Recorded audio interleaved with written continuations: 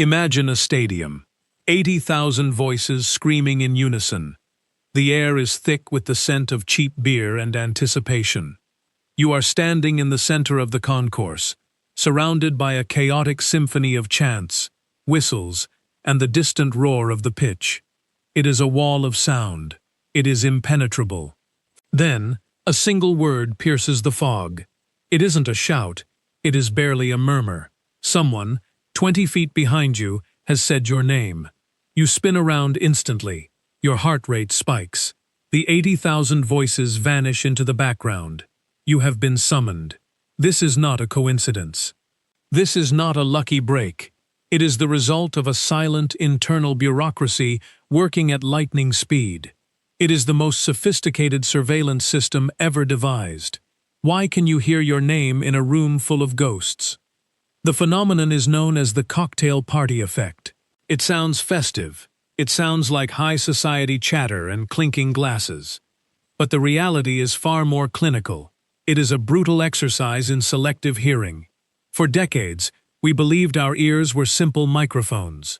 We thought they just recorded everything and sent the tape to the brain. We were wrong. The brain is not a passive listener. It is a ruthless editor. It is a gatekeeper. It decides what you are allowed to perceive and what must be buried in the noise. To understand how this works, we have to look at the architecture of the inside view. We have to look at the neural corridors where the decisions are made. In 1953, a scientist named Colin sat in a lab in London. He was obsessed with a problem that the burgeoning telecommunications industry couldn't solve. How do we separate one voice from a crowd? He devised an experiment that would change our understanding of the human mind forever. He called it the Dichotic listening task. He put headphones on his subjects. He played 2 different messages into each ear simultaneously. One ear heard a story about a bank robbery. The other ear heard a lecture on garden soil. He told the subjects to shadow one message. They had to repeat it out loud as they heard it. The results were staggering. The subjects could follow the bank robbery perfectly, but when asked about the garden soil, they knew nothing. They didn't even know if the speaker was a man or a woman. They were functionally deaf to the information they weren't focusing on. But then, Cherry threw a curveball. He inserted the subject's name into the ignored ear. Suddenly, the system broke. The subjects stopped shadowing. They stuttered. They looked up. Even though they were supposed to be ignoring that ear, a single word, their name, had bypassed the security protocols. It had breached the wall. This proved that the brain wasn't just turning down the volume on the background noise. It was actively monitoring it. It was scanning the static for high-value targets. Your name is the highest-value target in your personal database. It is the red phone in the Oval Office. When it rings, everything else is put on hold. This brings us to the core of the institutional power within your own skull. Your brain is a high-cost operation. It consumes 20% of your body's energy, despite being only 2% of its weight. It cannot afford to process everything. If you consciously perceived every sound, every flicker of light, and every sensation of your clothes against your skin, you would lose your mind. You would be paralyzed by the data. So, the brain established a governing body. We call it the Reticular Activating System, or the RAS. Think of the RAS as the security detail for a high-ranking official. Its job is to stand at the gates of your consciousness. It filters out the mundane. It ignores the birds. It ignores the hum of the refrigerator. It ignores the 80,000 fans. But it is programmed with a watch list. This watch list contains things essential for your survival. It includes the sound of a baby crying. It includes the smell of smoke. It includes the sound of a predator, or a car, approaching from behind. And at the very top of that list, written in bold, permanent ink, is your name. Your name is your social identity. In the evolutionary history of our species, being called by name usually meant something of life-altering importance. It meant a threat. It meant an opportunity. It meant a social correction. The RAS doesn't need your permission to listen for it. It is always on duty. It is the silent observer in the dark room of your subconscious. The proof of this system's efficiency is found in the late selection theory. Psychologists like Diana Deutsch argued that all information is processed to some degree of meaning before the filter even kicks in. Your brain isn't just filtering by volume. It is filtering by content. It is reading the labels on the data packets before they reach your conscious mind. Imagine a mailroom in a massive corporation. Millions of letters arrive every day. Most are shredded immediately. But the mailroom staff is trained to look for specific keywords. Lawsuit, merger, CEO. When those words appear, the letter is fast-tracked to the top floor. Your name is that keyword. The inside view reveals a system that is constantly judging the world around you, even when you think you are asleep or distracted. This isn't just about names, though. The system is plastic. It can be trained. If you are a parent, you can sleep through a thunderstorm, but you will wake up the second your child whimpers in the next room. If you are a football scout, you can pick out the sound of a specific boot hitting a ball in a noisy training session. We call this attentional set. We are essentially programming our internal governing bodies to look for specific financial flows of information. We decide what has value. The brain then enforces that value with terrifying precision. It creates a reality for you that is curated, polished, and intensely narrow. You aren't living in the world, you are living in a highlight reel edited by your own biology. This brings us to the darker side of the institution. What happens when the filter fails? What happens when the governing body becomes corrupt or inefficient? We see this in individuals with ADHD, or sensory processing disorders. For them, the cocktail party effect doesn't work. The gatekeepers have walked off the job. Every voice in the room has the same priority. The clinking of a fork is as loud as a person's name. The world becomes a cacophony of equal importance. It is exhausting. It is a systemic collapse of the internal hierarchy. Without the ability to ignore, the ability to focus becomes impossible. This is why the cocktail party effect isn't just a cool trick. It is a fundamental requirement for human sanity. It is the only thing standing between you and total cognitive overwhelm. This wasn't a series of isolated mistakes. It was exactly how the system was designed to work. The mistake we perceive, hearing our name when we shouldn't, is actually the system's greatest success. It is the fail-safe. It is the proof that the surveillance is working. The brain is willing to let a few false positives through if it means never missing a true positive. It is a risk management strategy. It would rather you turn your head for a stranger who happens to have a similar sounding name than have you ignore a direct call to your attention. The inside view shows us a mind that is perpetually on edge, even in moments of calm. Let's expand on the financials of this neural economy. Every time your brain switches focus, there is a switching cost. It takes a fraction of a second and a burst of glucose to move your attention from one stream to another.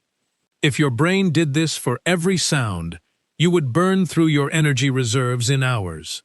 The cocktail party effect is an energy-saving device. By keeping the ignored streams in a low-power subconscious state, the brain preserves its capital for the task at hand. It is a masterclass in resource management. It is a highly efficient corporation that only invests in high-yield information. When you hear your name, the brain has decided that the potential ROI of that information justifies the switching cost. It is a cold, calculated transaction. Historically, this was a matter of life and death. In the Pleistocene era, if you were focused on skinning a deer, you couldn't afford to be distracted by every rustle of the grass. But if a fellow hunter whispered your name to warn you of a leopard, you needed to hear it. The institutional power of the brain was forged in the fires of survival. We carry that ancient architecture into the modern world. We carry it into the gala, the stadium, and the office. We are still those hunters, scanning the digital and physical grass for the sounds that matter. The inside view tells us that we are never truly alone in our own heads. We are always being managed by a prehistoric committee. But consider the implications for our modern, hyper-connected world. We are now living in an environment where everything is designed to trigger our watch list. Our phones don't just ring. They ping with sounds specifically engineered to bypass our filters. They use frequencies that mimic human cries or urgent alerts. Our names are used in targeted advertising. We are being hacked by entities that understand our internal bureaucracy better than we do. They know that if they say our name, we will turn. They know that if they create a false name in the form of a notification, they can steal our attention capital. The governing body of our mind is under siege. The cocktail party effect, once our greatest defense, has become a vulnerability. The institutional decay of our attention is a silent crisis. We are losing the ability to maintain the shadowing task of our own lives. We are constantly being pulled into the ignored ear by the siren song of our own identity. Every like, every mention, and every tag is a simulated version of that voice in the crowded room. We are spinning around in circles, looking for a speaker who isn't there. The system is being overloaded. The RAS is being flooded with high-priority signals that carry zero actual value. It is the equivalent of a stadium where everyone is shouting your name at once. Eventually, the name loses its power. Eventually, the filter breaks. We must look at the broken promises of our own biology. We were promised a system that would protect us and keep us focused. Instead, we have a system that makes us twitchy and reactive. We are victims of our own sensitivity. The specific sadness of the modern condition is that we are more reachable than ever, yet less able to truly listen. We hear our names everywhere, but we understand less and less of the conversation. The inside view reveals a landscape of fractured focus and hijacked instincts. We are the CEOs of a company where the mailroom has taken over the boardroom. When you stand in that crowded room and hear your name, take a moment to realize what just happened. Your brain just performed a miracle of engineering. It parsed through millions of data points in milliseconds. It cross-referenced a sound wave against a lifetime of identity. It made a value judgment. It diverted power from your current task. It triggered a physical response in your neck and eyes. And it did all of this without asking your permission. You are a passenger in a vehicle driven by an ancient, invisible pilot. You are the inside view of a machine that was built for a world that no longer exists. The governing bodies of our sports, our politics, and our institutions are often criticized for being opaque and self-serving. But they are mere shadows of the governing body within our own skulls. The brain is the ultimate institution. It has its own secrets. It has its own agendas.